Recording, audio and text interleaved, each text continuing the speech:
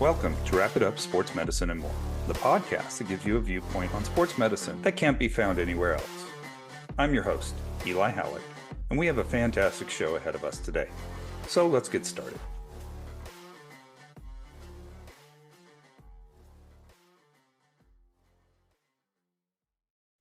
Welcome to Wrap It Up Sports Medicine and More.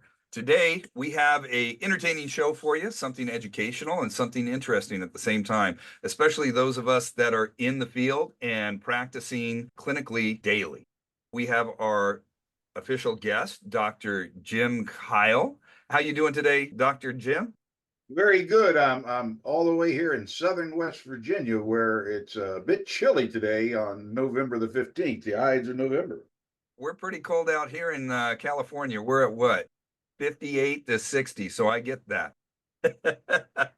I'm not a bit sorry for you. Yeah, I appreciate that. And our co-host today, guest in the past and first time co-hosting, Miss Ashley Sink. How you doing today, Ash? I'm doing well today. How are you doing, Eli? I'm doing great. Thanks for doing this today, you guys. We really appreciate it. We think this is an important topic to talk about in healthcare, whether you are a high school student, a college student, a professional athlete, whatever it is, playing sport. Medical timeout. We've seen it in action in the NFL on TV a couple times. We've seen it NBA, MLB, you name it, NHL, MLS, anything on TV. Ashley and myself actually have to use it, knock on wood, every now and then on a Friday night, a Thursday night, a Wednesday night. But the creator of the actual term medical timeout and the thought process behind it is our guest today, Dr. Jim Kyle. And with that, Dr. Kyle, love to hear a little bit about your background as a physician and what got you into the sports medicine field before we get right into medical timeout. Well, thank you. Most of my work has been in West Virginia, some in the northern Florida area where we lived for about 10 years. But my interest in sports medicine while in medical school was probably fostered by the fact that my father was a coach and athletic director at a school here in southern West Virginia, Concord College, now Concord University, a Division II program. Dad and I attended the West Virginia high school basketball championships in Morgantown, home of Western University, when I was I think a senior in high school. And believe it or not, that's where I saw my first sudden cardiac arrest in a sporting venue. Holy crap, that early? Yes, and it was not to a player. Time-wise, this is back in about 1970, 1971. It was to one of the officials. And for safety preparation, the Mountaineer basketball arena, the Coliseum, the lower seats were actually pulled up. So there was about a 10-foot drop from the fixed seats down to the playing floor. And certainly an ER doctor jumped over the edge, down on the field, down on the court, started CPR. And of course, there were no automated external defibrillators in 1970, and the official died. Oh, man. So that was my first witness of it. That's a hell of a time to get impacted, man. That young and seeing that happen right on the court, on the field. Oh my goodness. Yeah. The next hiccup, if you will, occurred in the early 90s when I was traveling with U.S. Soccer with their under 17 national team in the World Championships in Italy. And we were the opening game against Italy. And you could imagine the crowd. Oh, yes. And we were in a small town called Montecatini, sort of over on the West Coast. And I'd done my homework about emergency preparedness and found that there was really no hospital in town.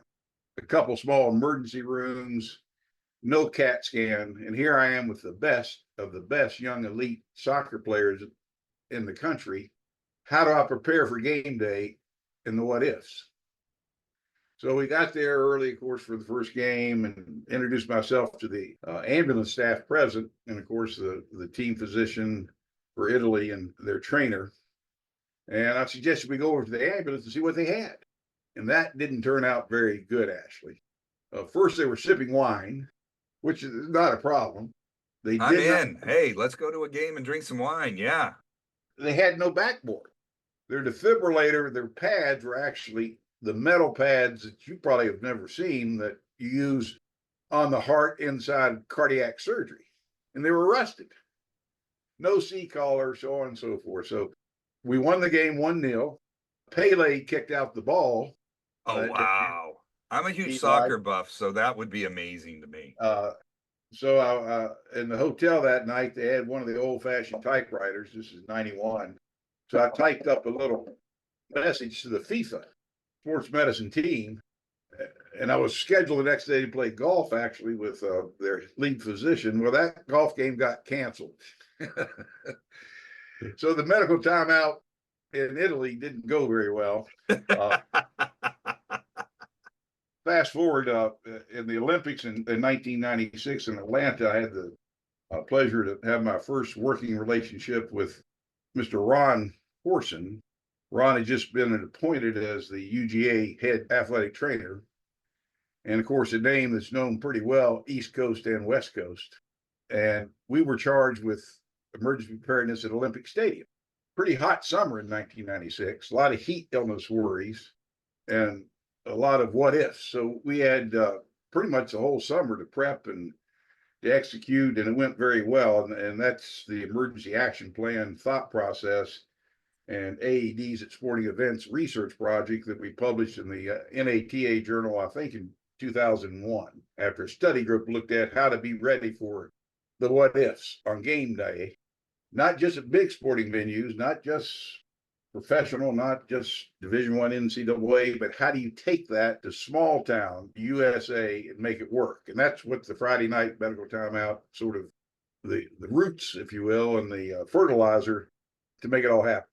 Now, I wouldn't say fertilizer. I've been called fertilizer in a different way in the past, but I love hearing the story of how it developed from the roots up. And what a story there. I love it. And what ifs? That's our life. I mean, Georgia and any of us in the profession know UGA, University of Georgia, their EAP system and what they came up with. When I sat down 25 years ago to create an EAP at my school as a brand new head athletic trainer, I went to their university Oh, and did you found their know? information. So you start talking about it, I'm like, I vividly remember reading through that going, this is phenomenal. So that's just too funny. My entire EAP sitting here on my left is based out of University of Georgia's information. So the information you did has helped protect my boys, and I say boys because I'm at a private all boys Catholic school. It has helped me protect my student athletes, faculty, staff as well, and visitors and the occasional official too here at St. Francis for 27 years. So thank you for your work to get me there. I appreciate that. Who knew? Small world. Yes, and we were just on the campus at the University of Georgia this summer.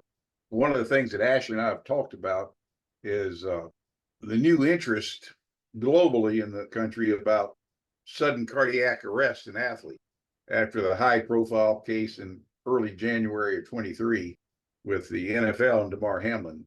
Ron and I worked together. We published a video about not just the initial response by you or Ashley and your team, the primary response team, but what happens next when EMS arrives.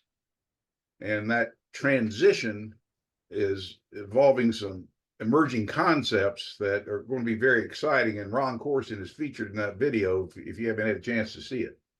The medical handoff. Yeah. The medical handoff. That's really important. Now, Yeah. Ashley, you and I understand what that is, but maybe we've got an athlete, a parent, or even my sister. My sister is an education. She is an English teacher. She listens to the show because I guilt her into it. I love her, but she doesn't know what a medical handoff is. Can you explain that real quick so somebody, a layperson, could understand? What's your sister's name? Oh gosh, I don't like saying it on the air, but I'll do it anyway.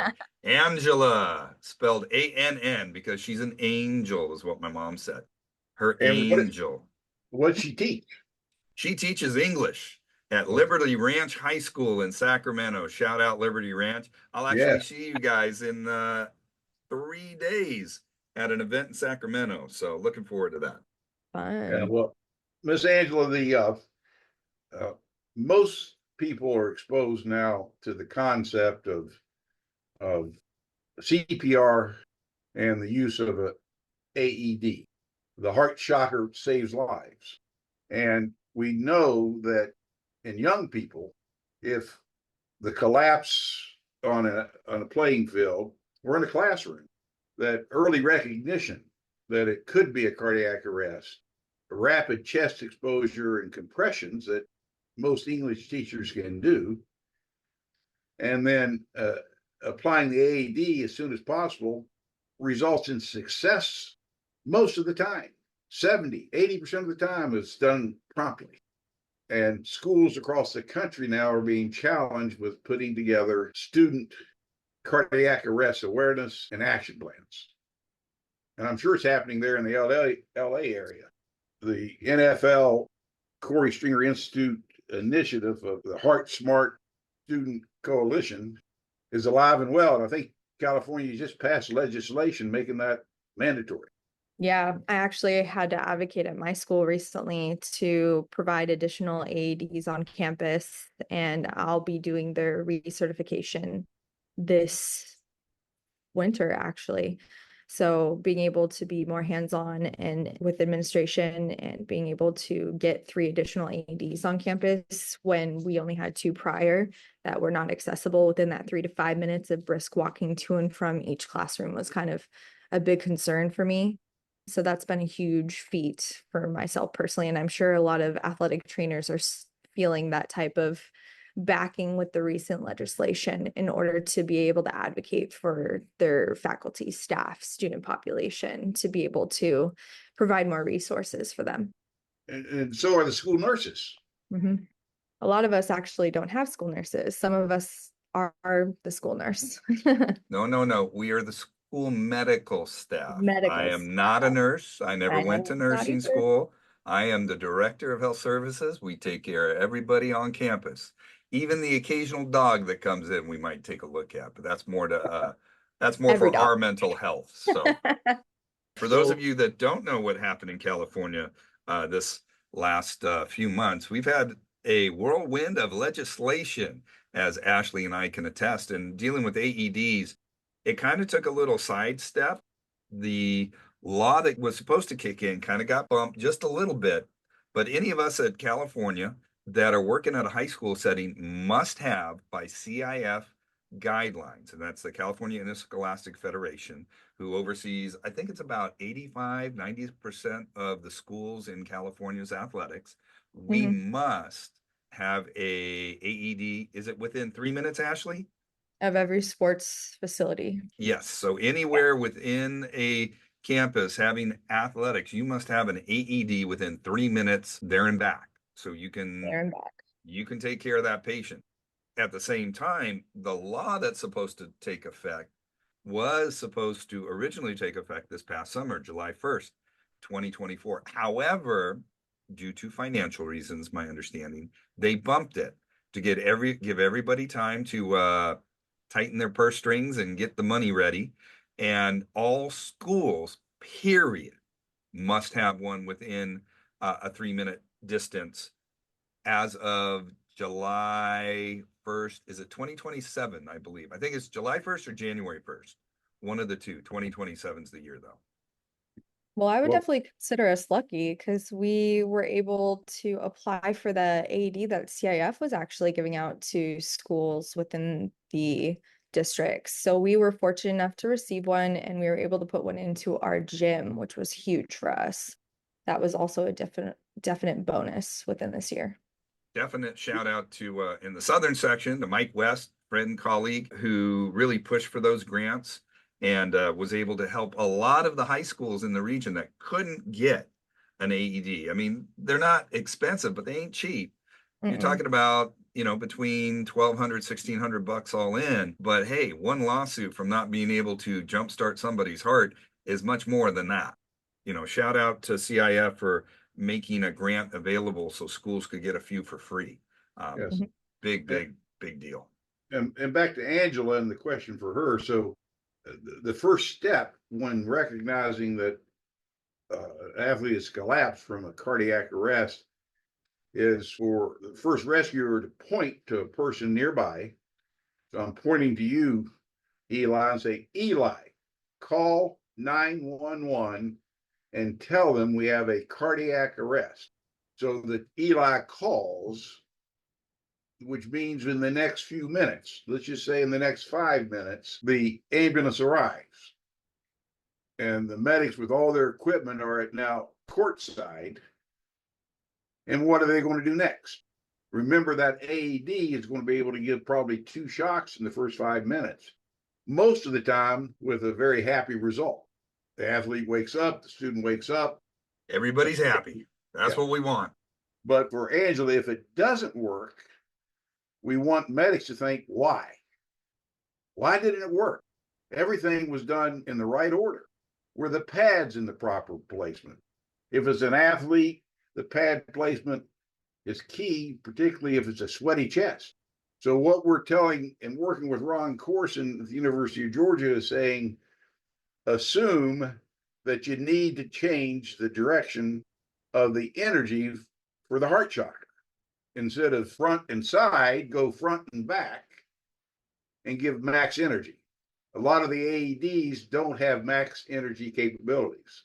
So that's how I would explain it to Angela, that transfer, if it's not working, let's try to nail it down and get them back with the first max energy shock from a different direction. The quicker you get them back, the better chance they have. So I'm all for max energy. That's a great point. Moving into I just love calling MTO, medical timeout. You know, in the background of your we're on Zoom right now. I love the Friday night medical timeout logo you got going. We were introduced to each other maybe about 6, 8 weeks ago. And I got to be honest, I've done a medical timeout for years. I had no idea that's what it was called. I just did it. A good friend of mine said, well, it's not a medical timeout. It's just being cordial. It's being a good colleague, making sure that somebody coming to your venue just knows, hey, we got you covered if necessary. I know Ashley and I have talked about this a little bit. Ashley, how long have you done a medical timeout?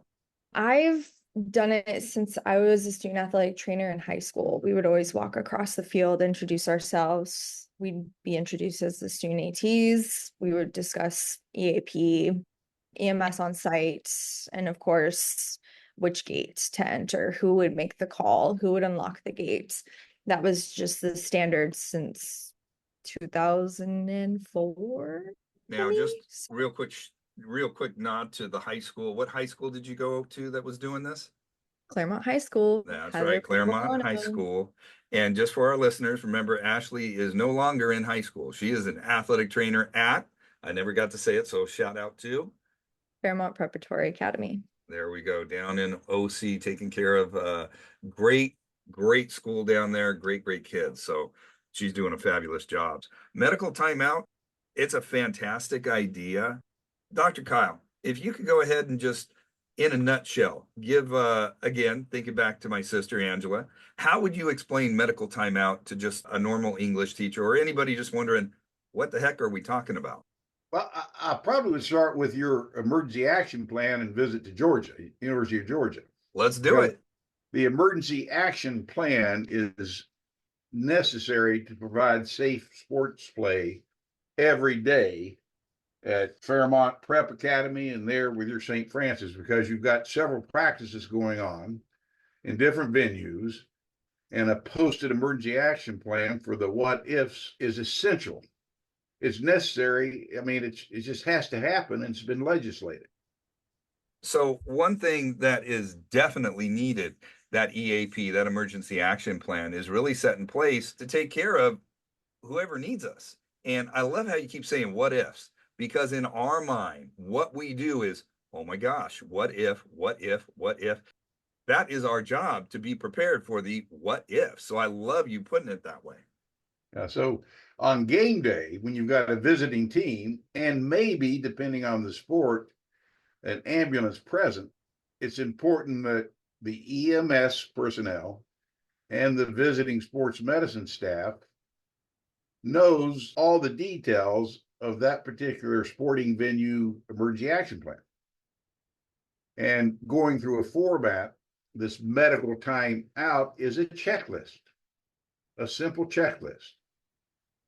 For example, to the English teachers out there, it's divided on a front and back page. The top portion of the medical timeout has 10 boxes for awareness, so 10 check marks. Does the EMS squad that's there have advanced cardiac life support talent? ACLS EMS, check. Do you have a sideline AED? Check. Do all the members of the team realize that a sudden cardiac arrest might show up with sentinel seizure or seizure-like activity with eyes open and agonal respirations? Check. Do you have face mask and equipment removal tools? Check. What is your C-spine protocol if there's a possible neck injury? Check. Are you going to remove equipment on the field of play or not? Check. Do you have a lightning plan and weather issues? Check. Do you have that monitor that you talked about in previous shows, the wet bulb globe temperature monitor? Check. If there is heat stroke, do you have the capability of cooling prior to transport? Check. And do you have a hemorrhage control kit, a stop the bleed kit? Check. Now, for any of our listeners that would like to see this physically, and Ashley and I have both gone through these forms, it is so helpful as a clinician. We want you to go to www.kyle, K-Y-L-E, hyphen group, G-R-O-P.com. Again, www.kyle-group.com. Go to the educational extras section, and then go down to GATA 2023 MTO checklist. That checklist is there. And again, there are multiple pages. The nice thing is, if it's something you are ready to use, you can print it out right there and have at. It's fantastic how Dr. Kyle has just created this checklist, and it's really something we all did, but never thought about putting in writing, I bet. And this just makes it a little easier. They've got different formats. They've got different styles, different information. They've got a SCAT 5 on one of them to help you out on the sidelines, a procedures list. One of them that I really like, and I got to be honest, I borrowed it and tweaked it a little bit and used it at our school. And that's the little handout card. I believe we call it the Andrews Institute card, correct, sir? Yes, that's from Dr. Jim Andrews down in Pensacola area of Florida, and his team. They said, that's a little bit big. We needed just a pocket card to put down the phone numbers and everything, and it's worked pretty good. You know what? I like it all. So we've got a little bit of everything, but we like that little pocket card, as you called it. We'll hand it to the visiting athletic trainer and say, here you go. Here's the info for the night if you need it. Here's how you contact us. Here is where our AED is. Here's where the hospital is. It's this far away. So we've actually kind of used your information from the website for our school. I hate to say it's come in handy every time we used it, knock on wood. And we got a game tonight, so that makes me nervous. Every time we hand them out, some way, shape, or form, we've had to use it. So Oh, I'm hoping at the game tonight I can break that streak.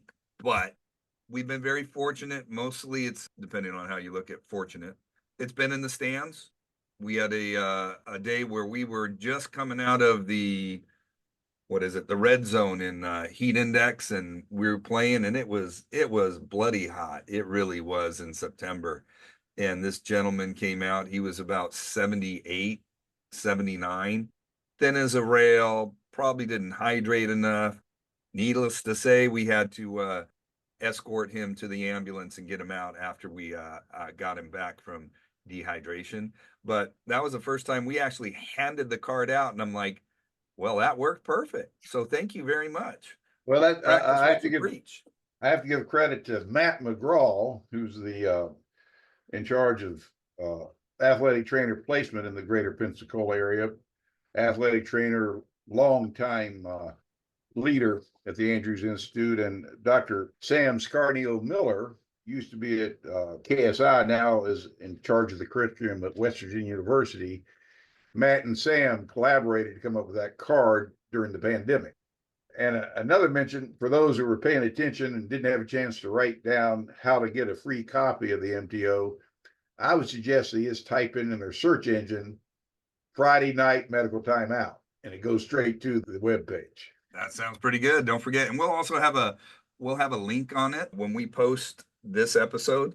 There'll be a link to how to find it real quick and easy, so anybody that downloads can find it pretty fast too. Because this is some helpful documentation for any of us clinically.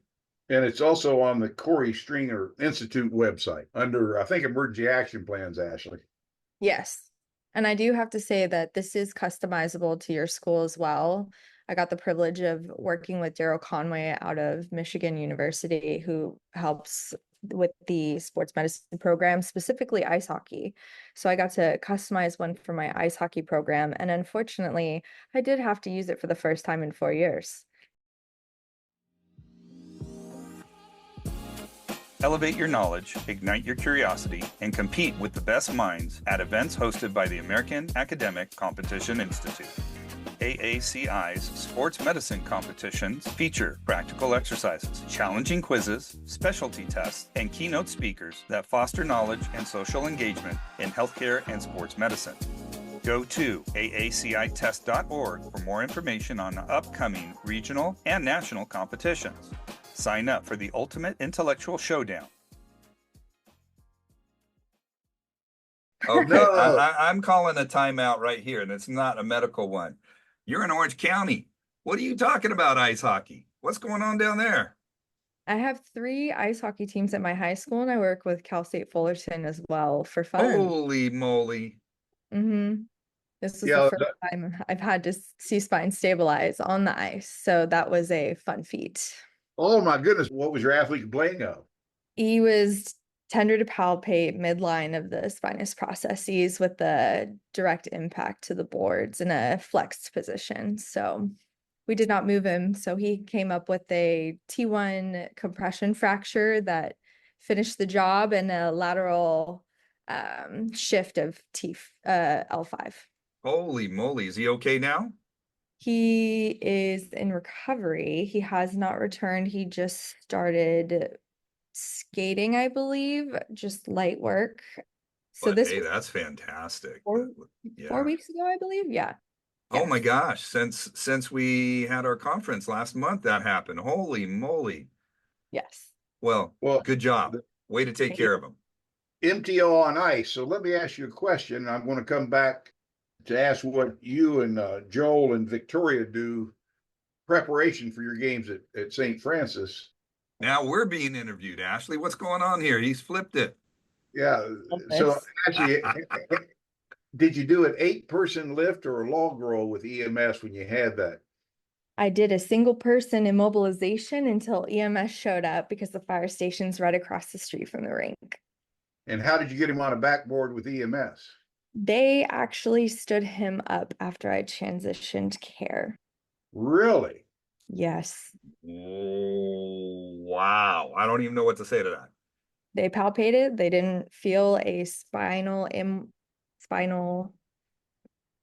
what's the word I'm looking for?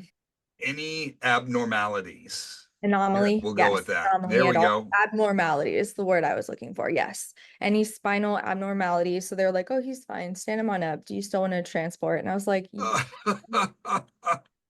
Well, yeah, that's a perfect example. Ashley and I have had discussions before, and EMS is not in attendance, so they're not part of the pregame checklist. So there's not that. Maybe they should be. Now we're thinking about it, huh? So yes. when you go, are you home or away tonight, Eli? We are in downtown beautiful La Cañada, California with a home game. Thank goodness. I love the home games because it's less traffic in LA when you're Beautiful. at home. Yeah. So during your pregame checklist and getting ready for your C-spine protocol, have you decided whether or not your team, and I assume Joel and Victoria will both be there, are going to remove equipment on the field? It all depends. our course of action on what we believe the injury is. So if we think there's any spinal cord issue or any fracture like Ashley dealt with, we will not remove anything on the field. And we're very fortunate. Our EMS is literally 300 yards away.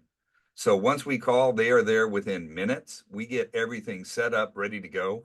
We've done enough work over time with our local EMS department that we work pretty well together.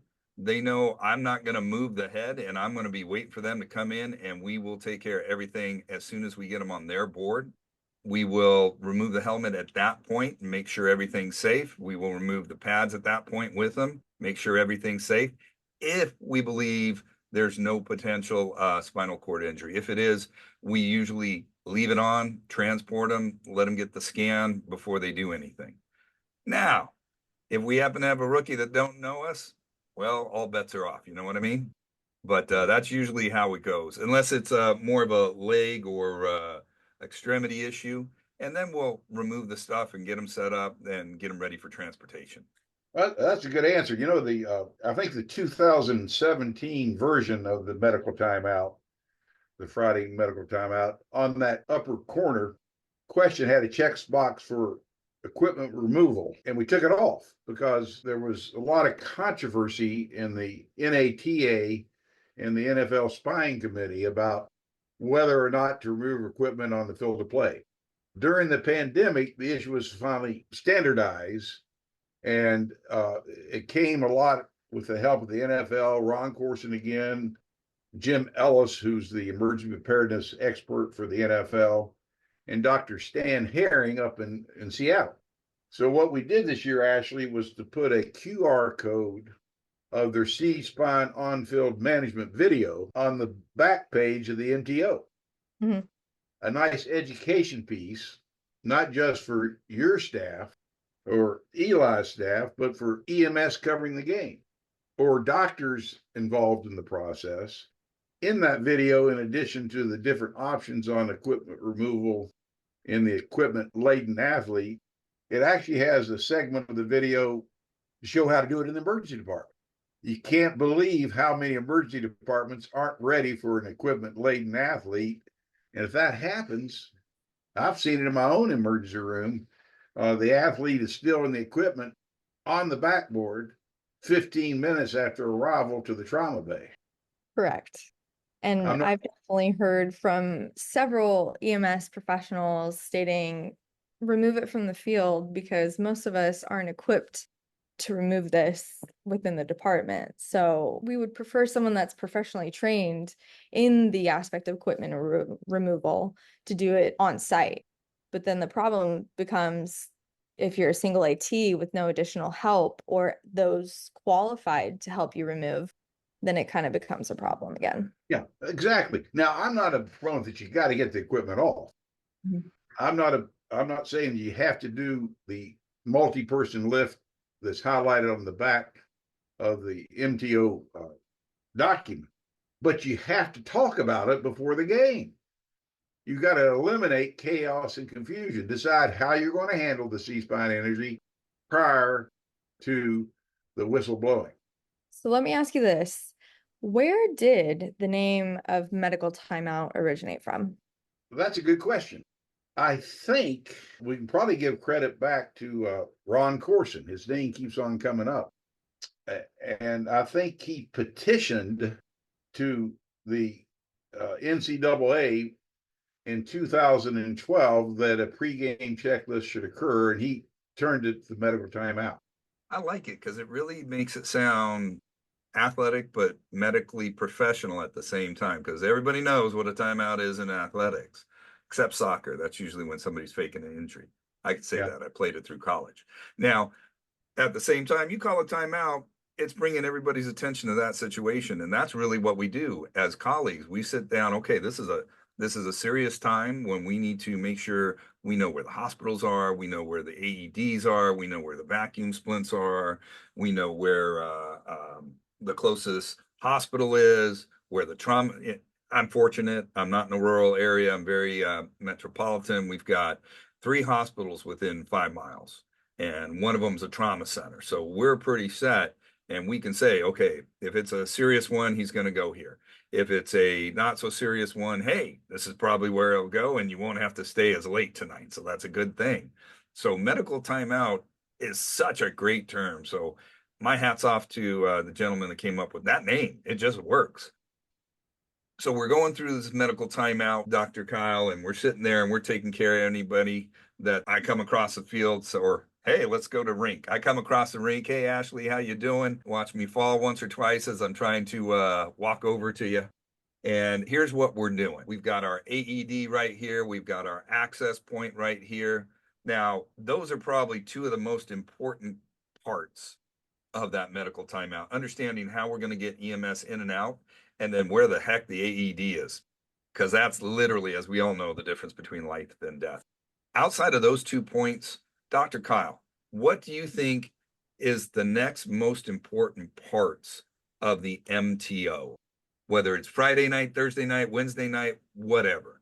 We know the AED is super important and the access point, but what would you say if you're a new athletic trainer and you're putting your EAP together and you're focusing on the MTO? What are the things you really want to hit home? That's a tough question. Uh, I was a professor at Marshall University in their family and practice and sports medicine division and set up a sports medicine fellowship for family practice doctors to do an extra year or two and be sports medicine physicians and team physicians at the highest level. I'm not sure if you're familiar much with Marshall University, but its mission has always been rural medicine, small town USA medicine. Which is important. That is So, extremely important. so that if you've ever attended a small town high school Friday night event, it's a huge community event. Everybody's there. Grandma, grandpa, aunts and uncles, kids. That's where people gather. You've got this talent on the sidelines, and athletic trainers, or maybe an appointed athletic trainer, not certified, unlikely to have a team physician, but the first responders are there. Not just one truck, but two. And they're not charging to be there. Because that's what they want to do on Friday night is watch the game. Yeah. So, who is the most likely individual to have an emergency on Friday night in a small town? Not the player. The crowd members. There you go. Who's got crowd response?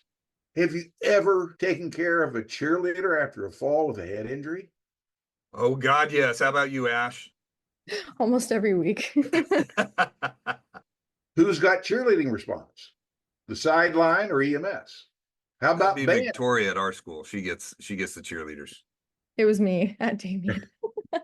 St. Band injury. This medical timeout's been utilized in the state of Texas for several years, and the first high school to take advantage of it, Eli, was Allen High School. Oh yeah, I know that place. They're huge football band, everything. Yeah. And Mary Miller was the athletic trainer there. She's now a little bit north of Dallas at Anna High School. She said they had 800 band members. Now I'm just going to point something out real quick. We only have 620 kids in our school, so that's more band members than we have students at the school. Dang.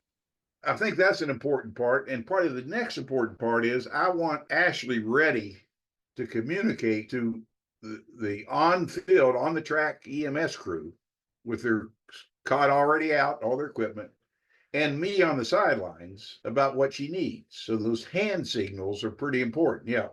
Ashley just gave the all call, universal all call sign. Everybody help. And that was created by you, correct, Dr. Jim? Well, I participate in that process. There are a lot All of right. other. And for those of you that don't know it, that is an X over your head using your arms. That means everybody come over here now, ASAP. Stat, we need some help. I actually did do the all call sign and then quickly the EMS call. So I think making sure those signs are available and everybody knows what they mean, it changes the very start of the response. I keep on quoting that daggone Ron Corson, but he came up with the emergency action plan. On every slide, he almost puts calm is contagious. Calm is contagious. if you're leading the emergency response, Eli being calm results in everybody else remembering what they're supposed to do in the first place. I love that. Calm is contagious. So true in those emergency medical situations. That's fantastic. Uh, Absolutely. so those hand signals are important, as well as deciding who's going to respond to which athlete, band, and cheerleader and spectator is a pretty important point. I know Ashley's got to get a little sooner than all of us, so we want to say thank you to Ashley for being the co-host today and bringing in great insight. As always, a great colleague. Any of you need to be taken care of at the hockey rink, Ashley is your athletic trainer that you want. So thanks, Ash. Thanks for having me, Eli, and thank you again, Dr. Kyle. Of Thank you, Ashley. course. Keep up the great work. I appreciate it so much. Thank you. But that makes sense. You know, you go to a school that has 2, 3, 4,000 students, you're going to have large activities, no matter what they are. And you need to be ready, whether it's on the field, on the court, or in the classroom, if you're being initiated to care for somebody. So I know I've never thought of having an EAP for a band because we don't have one. But at the same time, we have a robotics team that's very robust. And as a healthcare professional here, I'm going to have to now sit down and create up my EAP for that classroom that they do everything in. So thank you for more work. I appreciate Well, it. that gets tough, and that's going to transition into something that I hadn't planned to discuss today, but going back to the small town aspect in a rural setting, one of my crews in Wyoming County, West Virginia, a very rural county, came up with the concept of roster medicine. Roster. Roster, Roster, not rooster, roster medicine. The team roster. Circle the number of the players that have had a concussion in the past year. Oh, Underline the name in green for those who have asthma and use an inhaler. Star with red any with sickle cell trait. You get the idea? yeah, you're getting prepared for the what ifs. I love that. That's a great idea. So for your robotics team, you might want to do a little survey of their existing medical conditions. I love that. Yeah. Great concept. Great ideas.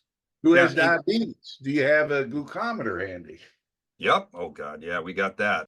So the MTO continues to grow and expand. I love that. And you brought back rural schools. I have a special place in my heart. I went to a Humboldt State University. God bless them. It was a great place to go. It's 12 hours north of LA, out in the middle of the beautiful redwoods. And I was sent, and I've said this a few times, to a high school 90 minutes south in the middle of the redwood forest, South Fork High School in Miranda, California. If I remember right, population at that time was 300. We pulled from 40 miles around for South Fork High School to get 320 students. I had a huge growth in my expectation of healthcare. When you're the only healthcare provider in 30 or 40 miles around, your mindset changes real quick. And it's not like I was certified. I was a college student sent to this high school to help take care of, as my daughters put it when they were little, daddy takes care of owies. So when I was in college taking care of these owies, I was the only person around. The closest hospital, 40 miles away. The closest clinic was only open Tuesdays and Thursdays. That was it. And they had a nurse practitioner, and this is going back 30, 35 years, twice a week. And I remember people would come to me for everything.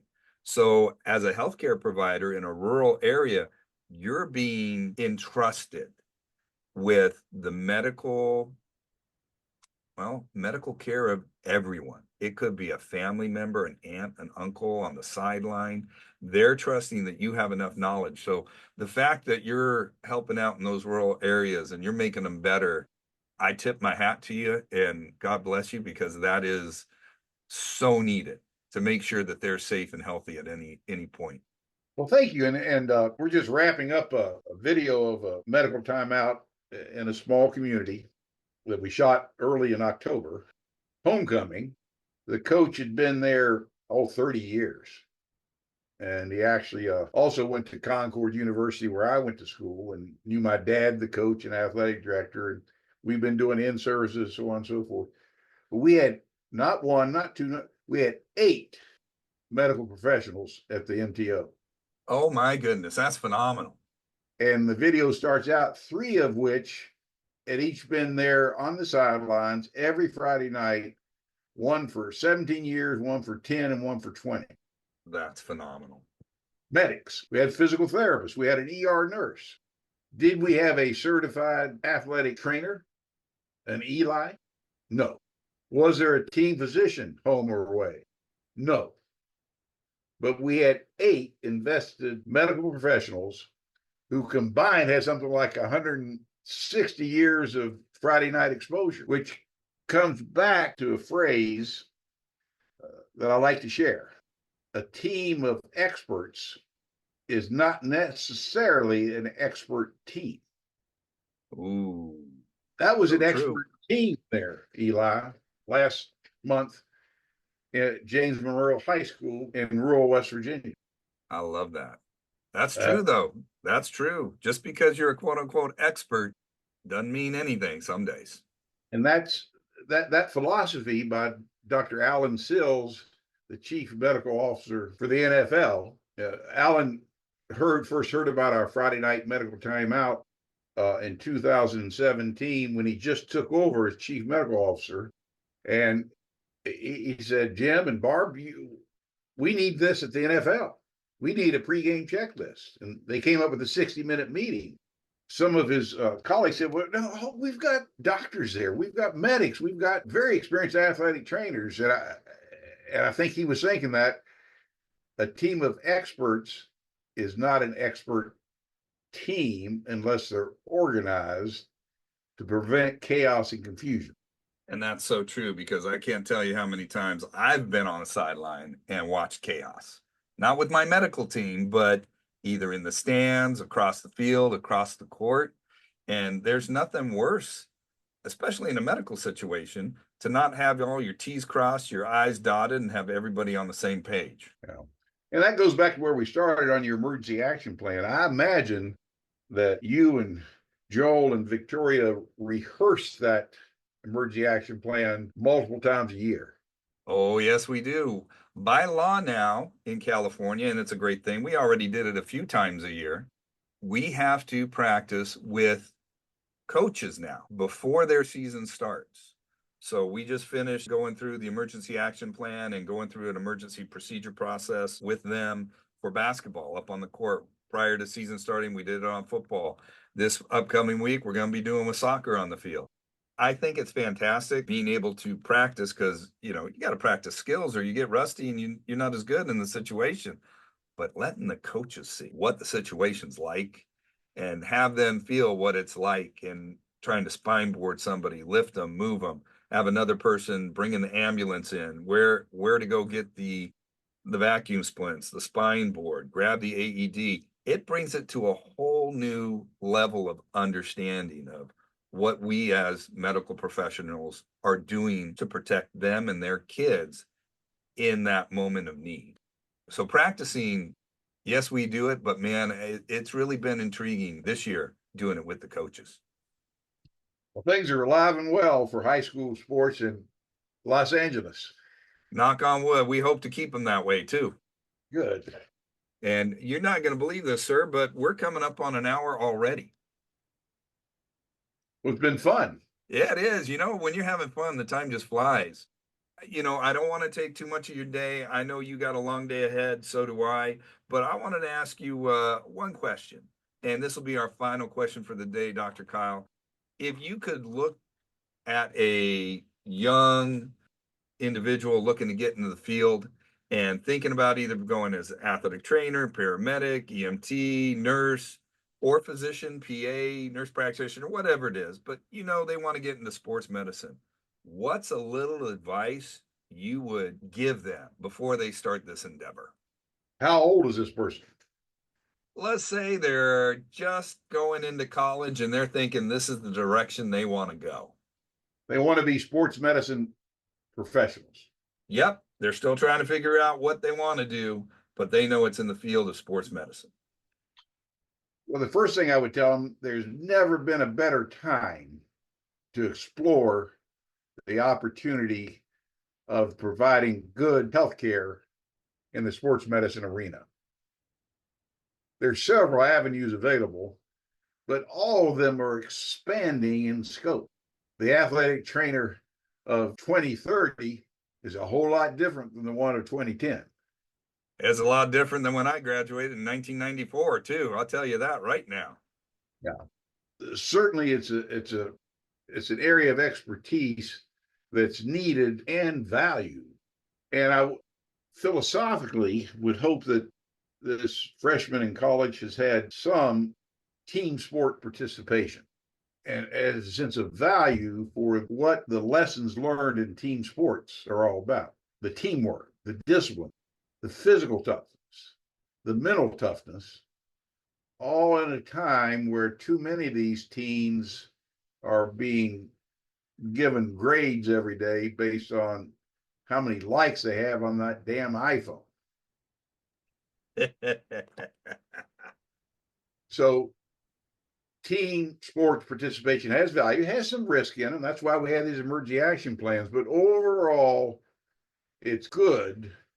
It's good medicine to provide top-notch medical care to a athlete in competition. It's a good spot to be a professional and an expert, and it's available. Couldn't have said it better myself, sir. Thank you so much. Is that too philosophic for you? You know what? No, not at all. I think everybody will understand that. That was fantastic. And I really got to say thank you for all you've done for the profession. Thank you, everything you've done to help keep high school students, college students, and as we know, medical timeouts used in the pros, so the professional athlete, keeping them safer, keeping them on the field, keeping them out of the hospital, or if needed, getting them to the hospital a little quicker with your ideas you've come up with over the years. So thank you for everything you do for the profession. Thank you for coming in today and being willing to spend an hour with us talking about medical timeouts and how to take care of all these phenomenal people that want to be in athletics. You're very welcome. I very, very much appreciate the opportunity to meet with both you and Ashley today, and I'm looking forward to a chance that maybe we can collaborate on a few projects in the future. Like I've said before, I'm in. Just give me a holler, shoot me a text, phone call, email, whatever. I'm in. Anything to do to help you because you've been doing great work. Thanks again, Eli. You have a great day, sir.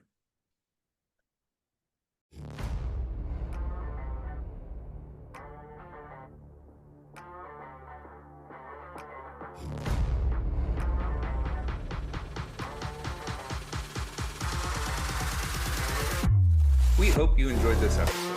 Want to make sure you hear every episode? Remember to like, follow, and subscribe to our podcast.